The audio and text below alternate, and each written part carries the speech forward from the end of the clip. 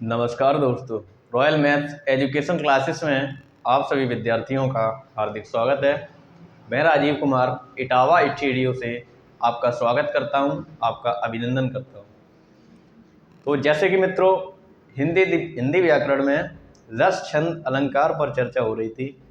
रस हो गए थे, छंद हो गए थे और अब आज टॉपिक देखेंगे अलंकार।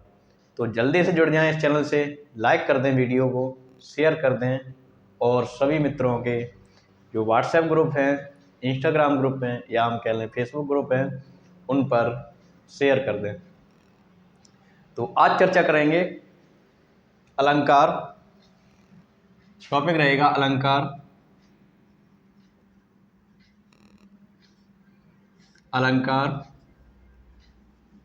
अलंकार को ख़त्म करने के बाद हम महत्वपूर्ण जो पुस्तकें हैं उन पर चर्चा करेंगे। उसके बाद हिंदी जो है वह पूरी तरह से समाप्त हो जाएगी और हिंदी के बाद मैं जीएस या जीके टॉपिक उठाऊंगा और उसको प्रारंभ करूंगा। तो आप लोग ज़्यादा से ज़्यादा मित्रों शेयर कर दें, लाइक कर दें। हेडिंग रहेगी अलंकार। अलंकार अलंकार किसे कहते हैं, क्या होते हैं, कितने प्रकार के होते हैं, इन सब बातों पर चर्चा हो गई। तो अलंकार का अर्थ होता है अलंकार का अर्थ होता है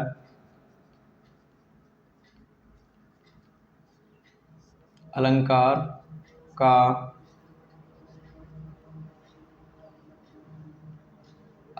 का शाब्दिक अर्थ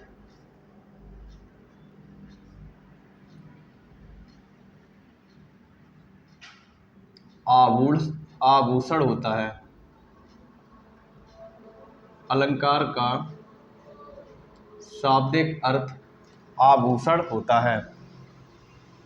आभूषण से मतलब समझेंगे, जैसे मानव जो है वह स्वर्ण या हम कह लें ज्वेलरी पहनते हैं, उन्हीं को हम आभूषण कहते हैं। तो उसी प्रकार से काव्य का जो आभूषण होते हैं वह अलंकार को माना जाता है। जो काव्य या वाक्य या वाक्यांश होते हैं उनके जो आभूषण होंगे उन्हें हम अलंकार कहेंगे। तो अलंकार का शाब्दिक अर्थ होता है आभूषण।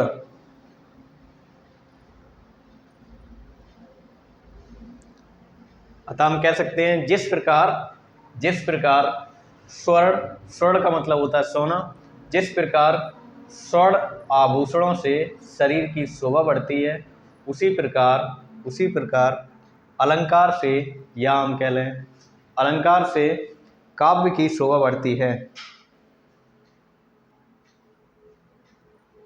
अगला पॉइंट लिखेंगे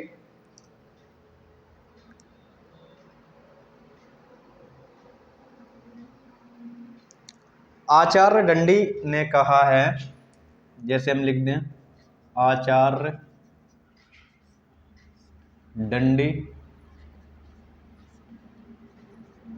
दंडी के शब्दों में देखेंगे आचार्य दंडी ने क्या कहा है अलंकार के बारे में। तो आचार्य दंडी ने अलंकार के बारे में जो कहा है वह काव्य शोभा करान धर्मान। काव्य शोभा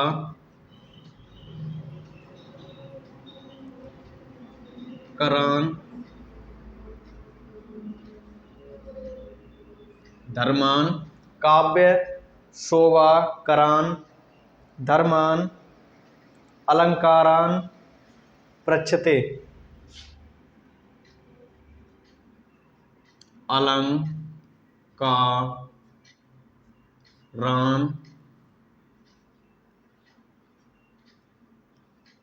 पृच्छते। ये बात जो आचार्य दंडी हैं उन्होंने कही है कि काव्य शोभा करान धर्मान अलंकारान पृच्छते। इसका मतलब ये होता है काव्य की शोभा जो है अलंकार के कारण ही मानी जाती है। तो इसका अगर हम अर्थ लिखना चाहें तो इसका अर्थ लिखेंगे काव्य के शोभा कारण, काव्य के शोभा कारण, काव्य के शोभा कारण धर्म शोभा कारक, धर्म को गुण कह सकते हैं, धर्म गुण अलंकार कहलाते हैं, अलंकार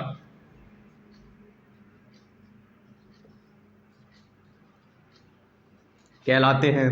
काव्य के शोभा कारण, काव्य के शोभा कारक धर्म कह लें या हम गुण कह लें, अलंकार कहलाते हैं। ये बात जो है वह आचार्य दंडी ने कही है, अलंकार के बारे में ये बात आचार्य दंडी ने कही है। तो अगर परीक्षा में देखने को मिले ये पंक्ति, काव्य शोभाकरान धर्मान अलंकारान रक्षते, ये निम्न में से किस कवि ने ये बात कही है, तो हम लिखेंगे आचार्य दंडी ने ये बात कही है। तो हम कह सकते हैं काव्य की शोभा क्या होता है, क्या रस होता है, क्या छंद होता है, क्या अलंकार होता है। तो काव्य की जो शोभा होती है वह अलंकार को ही माना जाता है, क्योंकि अलंकार एक आभूषण के रूप में देखा गया है। हिंदी के कवि केशव दास एक अलंकारवादी कवि थे। अगला पॉइंट लिखेंगे, हिंदी के कवि केशव दास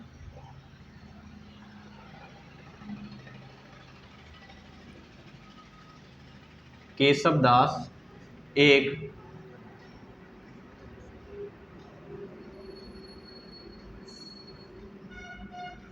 अलंकारवादी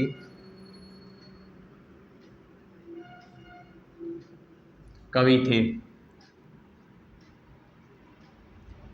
अब अगर परीक्षा में पूछा जाए कि निम्न में से कौन से कवि अलंकारवादी कवि थे, तो हम कह सकते हैं कवि केशव दास।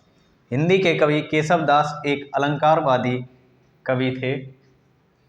अब जो अलंकार है, अलंकार के प्रकार लिखेंगे, अलंकार के प्रकार अगला पॉइंट रहेगा।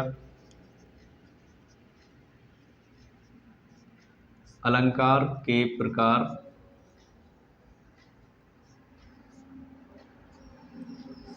तो हम कह सकते हैं अलंकार 3 प्रकार के होते हैं। अलंकार 3 प्रकार के होते हैं। कौन कौन से?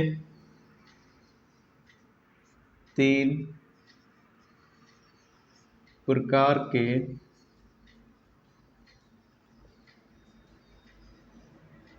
होते हैं। अलंकार जो हैं वह 3 प्रकार के होते हैं। कौन कौन से? नंबर ए, शब्द अलंकार, शब्द अलंकार कह सकते हैं। नंबर 2 या नंबर बी, अर्थ अलंकार।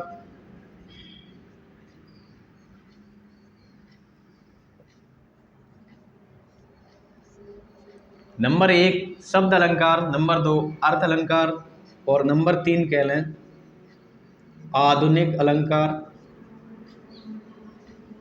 आधुनिक या हम कह लें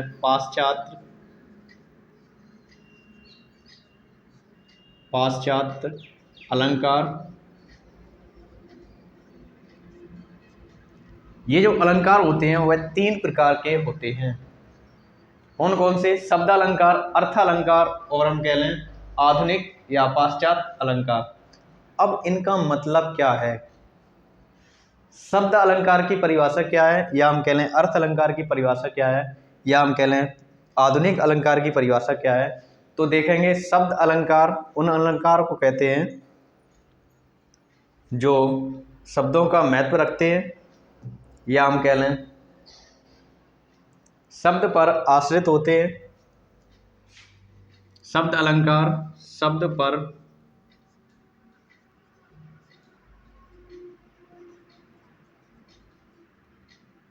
आश्रित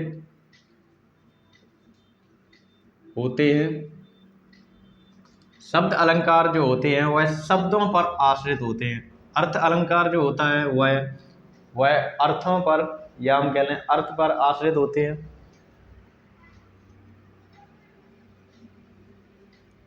अर्थ पर आश्रित होते हैं। और जो आधुनिक या पाश्चात्य अलंकार हैं वह आधुनिक काल में आधुनिक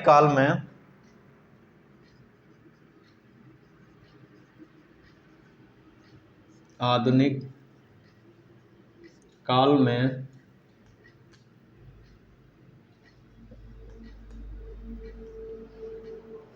आए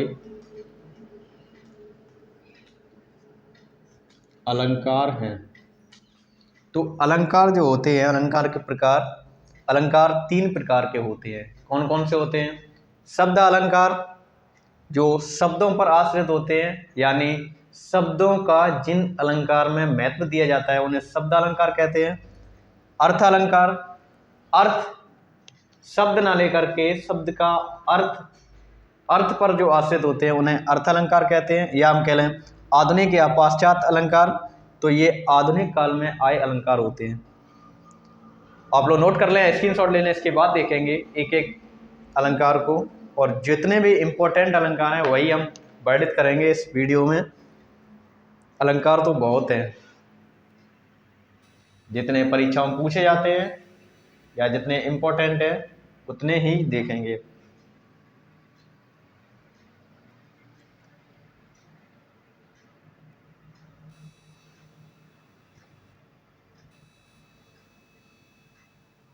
आप लोग नोट कर लें,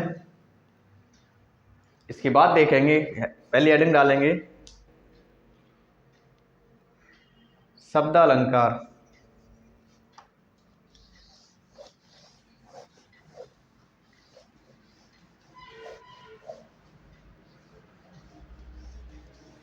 हेडिंग रहेगी शब्द अलंकार। हेडिंग नंबर ए रहेगी शब्द अलंकार। शब्द अलंकार, इसमें नंबर 1 डालेंगे अनुप्रास।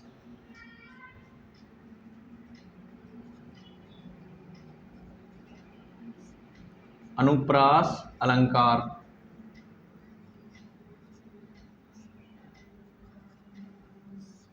अनुप्रास अलंकार, अनुप्रास अलंकार क्या होता है?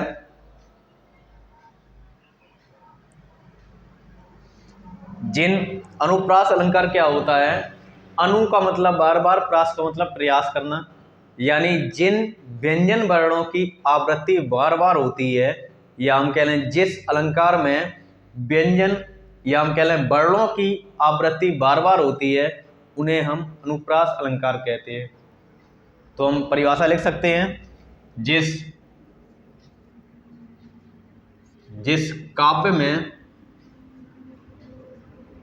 काव्य या अलंकार में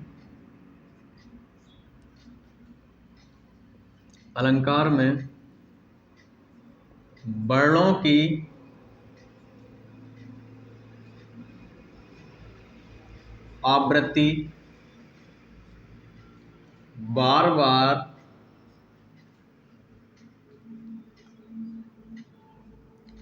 है, उन्हें अनुप्रास अलंकार कहते हैं। उन्हें अनुप्रास अलंकार कहते हैं। उन्हें अनुप्रास अलंकार कहते हैं। जिस काव्य या अलंकार में व्यंजन वर्णों की आवृत्ति बार बार देखने को मिले वह अनुप्रास अलंकार कहलाता है। अब अनुप्रास अलंकार भी 3 प्रकार का होता है। हम लिख सकते हैं अनुप्रास अलंकार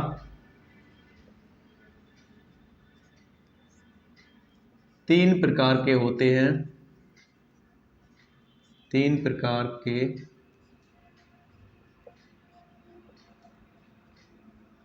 होते हैं। नंबर एक अनुप्रास अलंकार 3 प्रकार के होते हैं। नंबर 1 छेकानुप्रास अलंकार,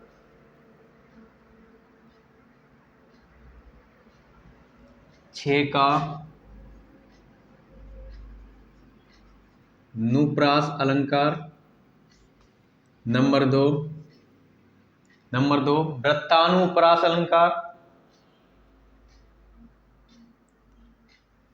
वृत्तानुप्रास अलंकार।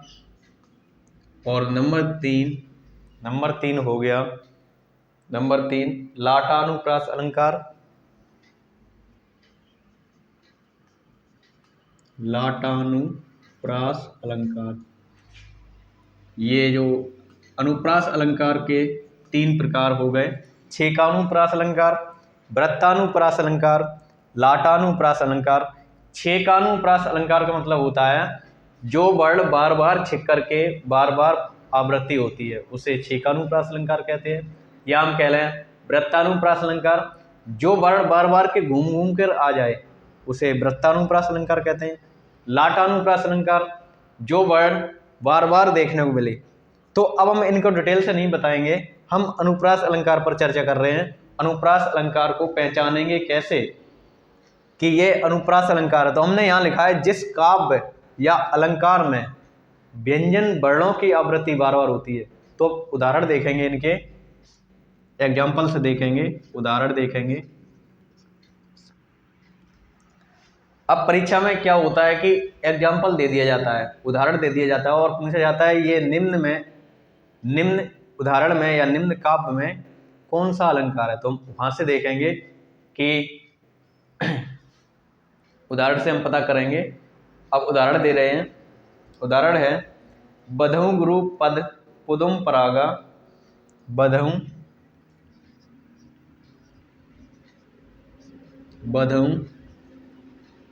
गुरु पद पुदुम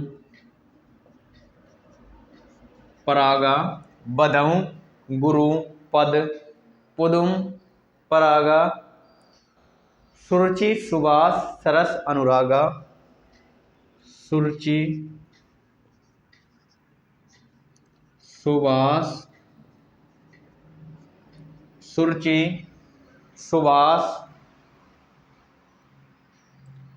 सुरस अनुरागा, सुरुचि सुबास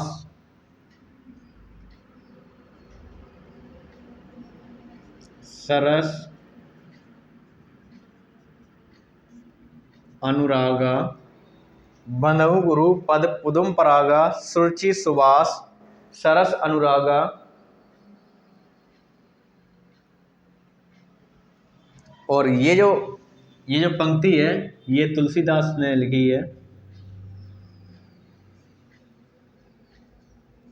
तुलसीदास की पंक्ति है। अब इस पंक्ति में देखेंगे कि कौन सा अलंकार है। तो यहाँ पर लिखा हुआ है जिस काव्य अलंकार में वर्णों की आवृत्ति बार बार हो। वर्णों की आवृत्ति कौन सी हो रही है? जो पहली लाइन है उसमें हो रही है पा पा पा, जो पा वर्ण है वह बार बार आ रहा है, जिस पर अंडरलाइन कर रहे हैं ये वर्ण है पा वर्ण बार बार आ रहा है। और सेकंड में सा वर्ण बार बार देखने को मिल रहा है। तो वर्णों की आवृत्ति अगर बार बार हो तो वहां अनुप्रास अलंकार होता है।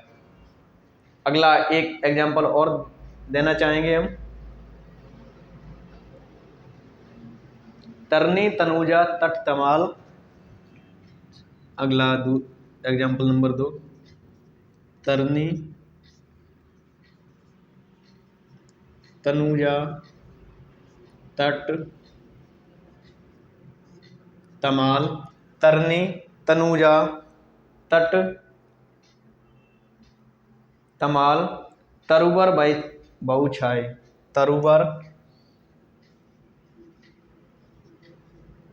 तरुवर बहु छाए, तरनी, तनूजा, तट, तमाल, तरुवर बहु छाए। यहाँ पर भी जो ता वर्ण है, ता वर्ण की बार बार आवृत्ति हो रही है।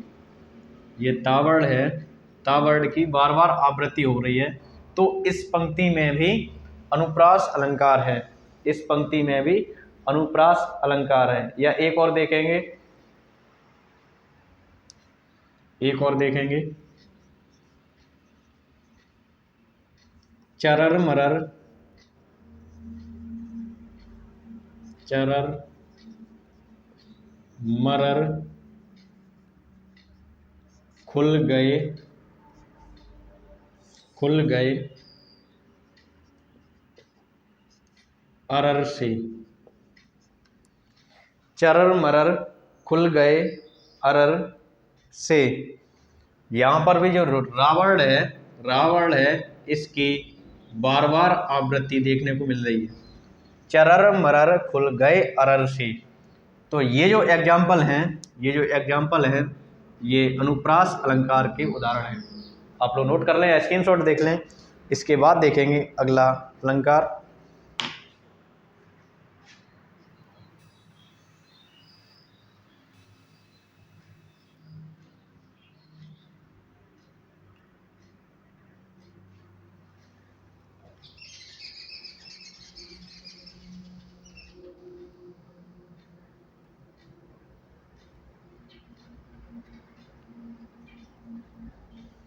अब देखेंगे अगला अलंकार।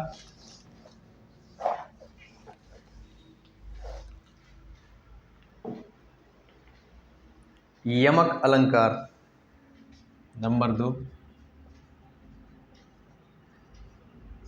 यमक अलंकार। इसकी परिभाषा देखेंगे, शब्दों की आवृत्ति बार बार हो, जहां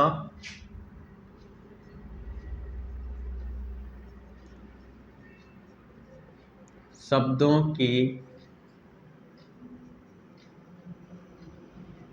आवृत्ति बार बार हो, बार बार हो रही हो, लेकिन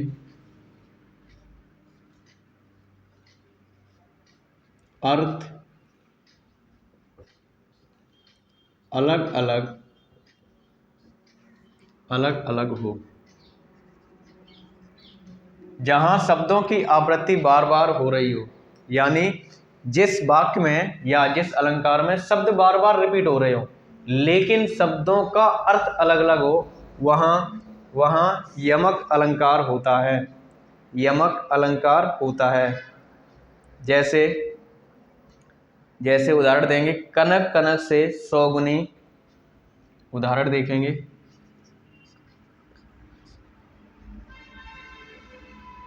कनक कनक से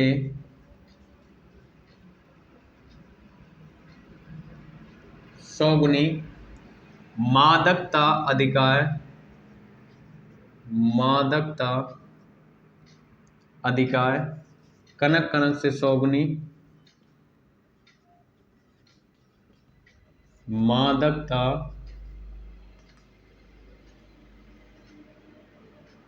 अधिकाय, कनक कनक से सौगुनी, मादकता अधिकाय, या खाए बोराए जग, या खाए बोराए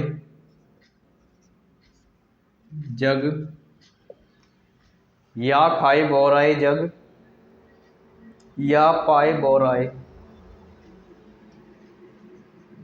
या पाए बोराए। कनक कनक से सौगुनी, मादकता अधिकाय, कनक कनक से सौगुनी, मादकता अधिकाय, या खाए बोराए जग या पाए बोराए। ये बिहारी जी की लाइन है। ये बिहारी जी की लाइन है। और इसमें जो अलंकार है, जैसे कि मैंने लिखा है यमक अलंकार, जहां शब्दों की आवृत्ति बार बार हो, जहां शब्दों की आवृत्ति बार बार हो रही हो, या जहां शब्दों की आवृत्ति बार बार हो लेकिन उन्हीं शब्दों का अर्थ अलग अलग हो, उन शब्दों का अर्थ अलग अलग हो, वहां यमक अलंकार होता है। कौन सा अलंकार होता है? यमक अलंकार होता है। अब यहां पर देखा गया है कनक कनक, 2 बार शब्द आया है कनक कनक से सौगुनी। कनक कनक जो शब्द आया है 2 बार आया है। एक कनक का अर्थ है धतूरा और एक कनक का अर्थ है सोना। कनक कनक से सौगुनी मतलब एक कनक का अर्थ है सोना। सोना अगर सौगुना हो जाए, सोना अगर सौगुना हो जाए, मादकता अधिकाय मतलब सोना अगर अधिक है, या खाए बोराए, जब सोना किसी के पास अधिक आ जाएगा तो वो बोरा जाएगा, बोरा जाएगा। या पाए बोराए, यानी यहाँ या खाए बोराए का मतलब ये हो गया, एक कनक का अर्थ है धतूरा, अगर किसी ने धतूरा खा लिया तो वो बोरा जाएगा। या फिर एक कनक का अर्थ है सोना, अगर किसी को सोना ज़्यादा अधिक मिल गया तो वो, जिसने सोना पा लिया है वो भी बोरा जाएगा। तो यहाँ कनक का अर्थ एक धतूरा है, एक सोना है, तो इसमें यमक अलंकार होगा।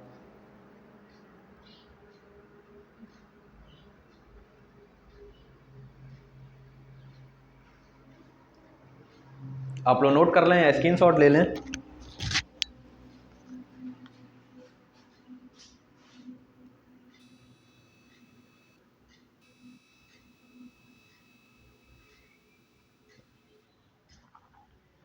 अब यहाँ पर कहा जा सकता है कि एक कनक का अर्थ हो गया सोना और एक कनक का अर्थ हो गया धतूरा।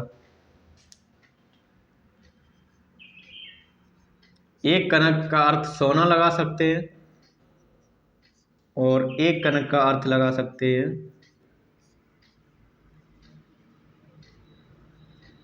धतूरा। अब ये सोना, सोना कौन सा है? ये आभूषण वाला सोना है, ज्वेलरी वाला सोना। एक कनक का अर्थ सोना लगा सकते हैं, एक कनक का अर्थ धतूरा। धतूरा हम लोगों ने, जो मेरे मित्र गांव में रहते हैं उन भाई बहनों ने धतूरा जरूर देखा होगा। या हम कह लें जो शिवरात्रि आती है, शिवरात्रि हम शिव जी मंदिर जाते हैं तो भगवान शिव जी को धतूरा ही चढ़ाया जाता है, तो वहाँ पर भी धतूरा देखा होगा। धतूरा इतना विषैला होता है कि जो व्यक्ति खा ले उसे, वो व्यक्ति पागल हो जाता है, इतना विषैला धतूरा होता है। तो वही यहाँ पर उसी धतूरे की बात की गई है कि कनक कनक से सौगुनी, मादकता अधिकाय, ज़्यादा अधिक कोई उपयोग करेगा, या खाए बोराए या पाए बोराए। तो मित्रों, आज का मेरा टॉपिक यहीं ख़त्म होता है। अब इसके आगे जो अलंकार हैं उन्हें अगले वीडियो में देखेंगे। तब तक के लिए आप लोग इस वीडियो को शेयर करते रहें, लाइक करते रहें और ज़्यादा से ज़्यादा मित्रों से बोलें कि इस चैनल को सब्सक्राइब भी कर लें। मित्रों, चलता हूँ आज, मिलते हैं अगली वीडियो में, तब तक के लिए नमस्कार।